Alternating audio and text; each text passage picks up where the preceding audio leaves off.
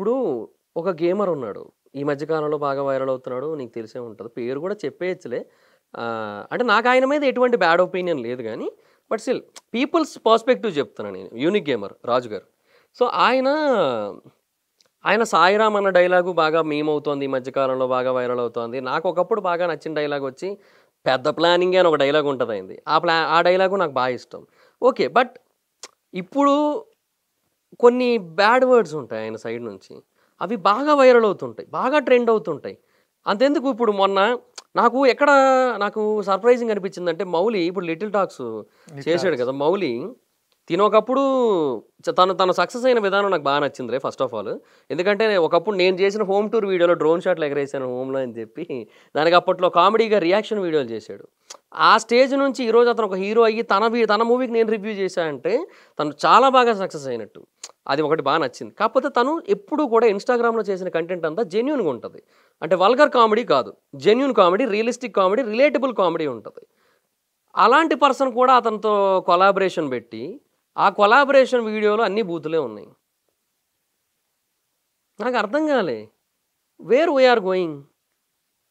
దానికి నేనేం చెప్తాను? నేననే కాదు. ఎవ్వరు కూడా పీపుల్ ఆర్ అడిక్ట్ అయిపోతున్నారు వీటికి. 18+ వర్డ్స్‌కి. అరె నోరు తెరిస్తే మంచి మాటలు రాట్లా. వాటికే అడిక్ట్ అవుతున్నారు. వాటినే చూడడానికి ఇష్టపడుతున్నారు. వాటిని ఏదేది త్యాగరాజ కీర్తనలాగా వినడానికి ఇష్టపడుతున్నారు వాటిని. ఇప్పుడు యూత్ నాశనం అవ్వటానికి కారణం గూడా ఆ వర్డ్స్‌కి, ఫోన్స్‌కి. అంతే వాటెవర్ ఇట్ ఈస్ నేను అంటుంది ఏంటంటే, ఇప్పుడు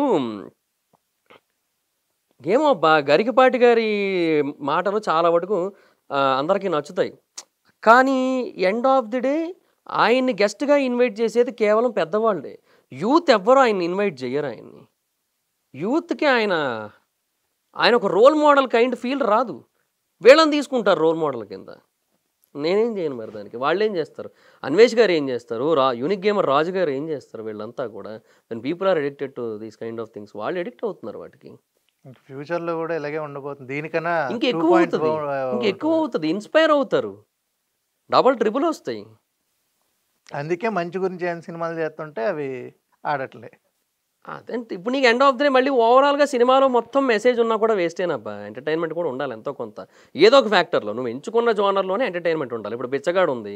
'బిచ్చగాడు 1లో' నీకు అటు ఆ ఫ్యాక్టర్ ఉంటది. ఇటు ఈ ఫ్యాక్టర్ ఉంటది. మధ్యలో ఒక కార్ సీన్ ఉంటది. Audi car scene. అలాంటి సీన్ నువ్వు ఒకటి 'బిచ్చగాడు 2లో' చూపించు. లేదు. నిన్ను ఎక్సైట్ చేయడానికి ఏం లేదు. 'బిచ్చగాడు 2' అయితే ఒక డాక్యుమెంటరీలా ఉంటదది. మెసేజే. But it has to be presented in a cinematic way. నువ్వు మెసేజ్ లాగా ఇచ్చేస్తాను. నువ్వు వాట్సాప్‌లో ఫార్వర్డ్ చేయంటే కష్టం. అట్లా.